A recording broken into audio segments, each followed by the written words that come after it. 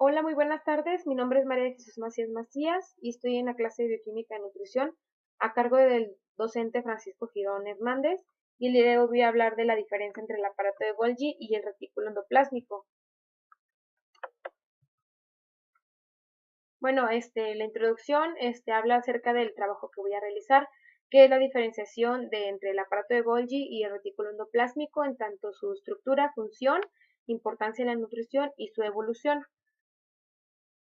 El aparato de Golgi es un organelo que se encarga de la modificación, distribución y envío de macromoléculas en la célula. Modifica proteínas y lípidos que han sido sintetizadas previamente tanto en el retículo endoplásmico liso y rugoso para mandarlos a donde corresponda, tanto dentro y fuera de la célula.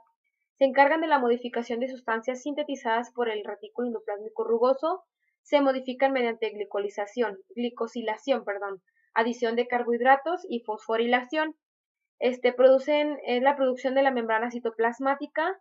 Los gránulos de secreción, cuando se unen a la membrana en la exocitosis, pasan a formar parte de esta, aumentando el volumen y la superficie de la célula. Sucede la formación de lisosomas primarios y la formación del acrosoma en los espermios. Bueno, su estructura está presente en todas las células eucariotas, excepto los glóbulos rojos y células epidérmicas.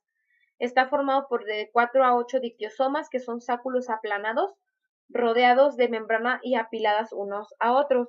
Presenta conexiones tubulares que permiten el paso de sustancias entre las cisternas. Y bueno, encontré que el aparato de Golgi se divide en tres regiones, que es la región cis, la que se encuentra más próximo al retículo endoplásmico y recibe las vesículas que van a pasar a través de ella para posteriormente mandarse hacia afuera de la célula o dentro de la célula. La región medial es la parte por donde pasan dichas vesículas y se van modificando, y la región trans es la que se encuentra más próxima a la membrana plasmática. La evolución, fue descubierta en 1898 por Camilo Golgi cuando trabajaba con células de Purkinje. En 1914 Santiago Ramón y Cajal le dan el nombre de aparato de Golgi. Con la técnica de contraste de fase se describió parte de su morfología y función. En 1939 el concepto clásico en relación con la complejidad de Golgi quedó establecido con los trabajos de Dalton en 1952, y en 1971 surgen estudios de la estructura fina del aparato de Golgi en espermátides de rata. Bueno, ¿cuál es la importancia de la nutrición del aparato de Golgi? Que es el principal organelo donde sucede el ensamblaje de oligosacáridos y proteínas para formar glucolípidos y glucoproteínas. Las proteínas transportadoras son modificadas por enzimas ubicadas dentro de las cisternas. Algunas modificaciones del aparato de Golgi actúan como señales para dirigir las proteínas a su destino final, incluyendo lisosomas y membrana plasmática. Si existen defectos en la función del aparato de Golgi, pueden conducir a trastornos congénitos de la glicosilación y algunas formas de distrofia muscular que pueden contribuir en la diabetes, y sintetiza los componentes de las membranas celulares que sin ella los macro y micronutrientes no pudieran atravesar a través de ella. Y bueno, el retículo endoplásmico es un organelo que se divide en dos, en retículo endoplásmico liso y rugoso, y en la parte lisa sintetizan lípidos, catalizan la síntesis de muchos lípidos, fosfolípidos y colesterol necesarios para la formación de membranas celulares. Sintetiza hormonas esteroideas producidas a partir de colesterol, degrada enzimáticamente el glucógeno almacenado en el hígado y de esta manera regula la concentración de glucosa en sangre. El retículo endoplásmico liso almacena iones de calcio, interviene en procesos de detoxificación, que es transformar sustancias tóxicas que están dentro de la célula, por ejemplo, pesticidas y cancerígenos, y eliminados para que no hagan daño dentro de la célula. Y bueno, el retículo endoplásmico rugoso se encarga de la síntesis y ensamblaje de proteínas. Los ribosomas unidos a sintetizan ciertas proteínas de la membrana y de los organelos, y de hecho todas las proteínas que serán secretadas por la célula. Y la luz del retículo endoplásmico rugoso se ensamblan las proteínas y pueden ser modificadas por enzimas que les añaden carbohidratos para formar glucoproteínas o lípidos para formar lipoproteínas. Dentro de la estructura del retículo endoplásmico se encuentra dentro de la célula, rodeado de la membrana, y establece dos compartimentos, uno interno y otro externo. Está en relación con otros orgánulos constantemente en funcionamiento y dura toda la vida celular. Se encuentra en regiones basófilas del citoplasma, Está formado por sáculos y cisternas y tiene túbulos aplanados formados por una membrana que rodea la luz del retículo.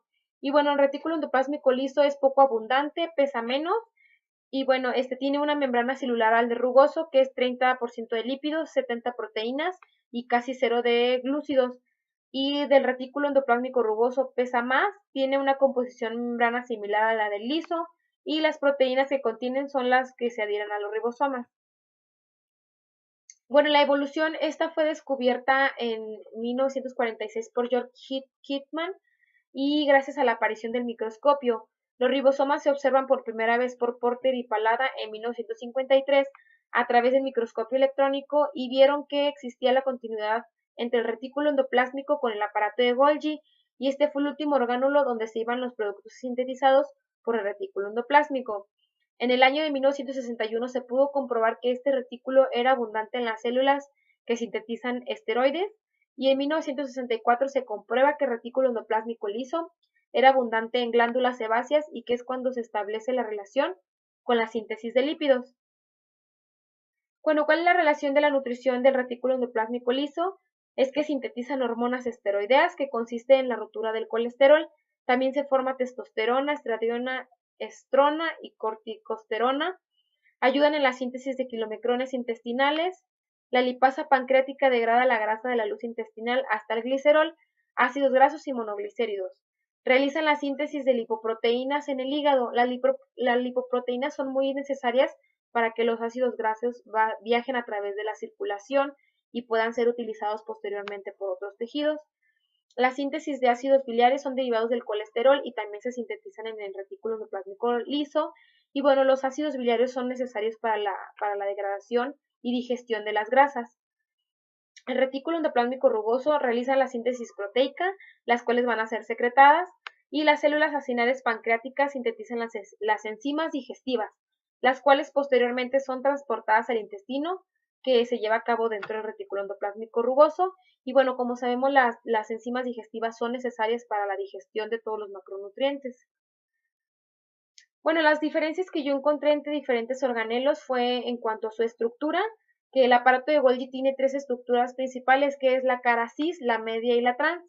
Y en el retículo endoplásmico se divide en liso y rugoso.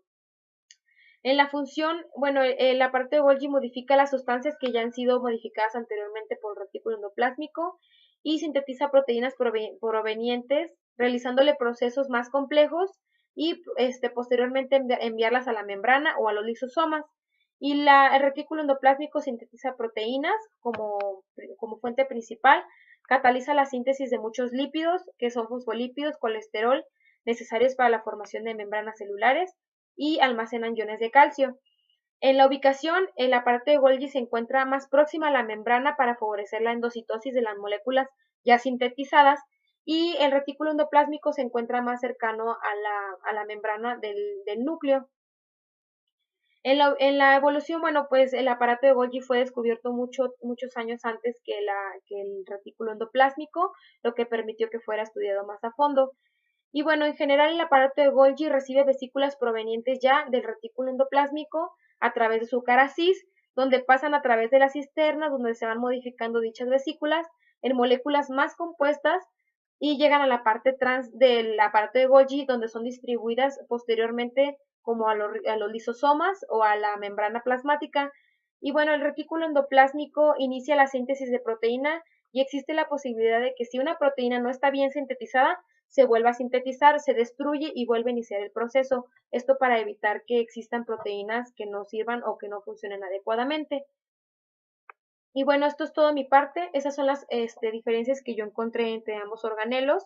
Uno es donde inicia la síntesis de proteínas y lípidos y el otro es donde se terminan de estructurar y se reparten a través de la célula por diferentes mecanismos como es la exocitosis o la endocitosis. Es todo de mi parte. Muchas gracias. Hasta luego.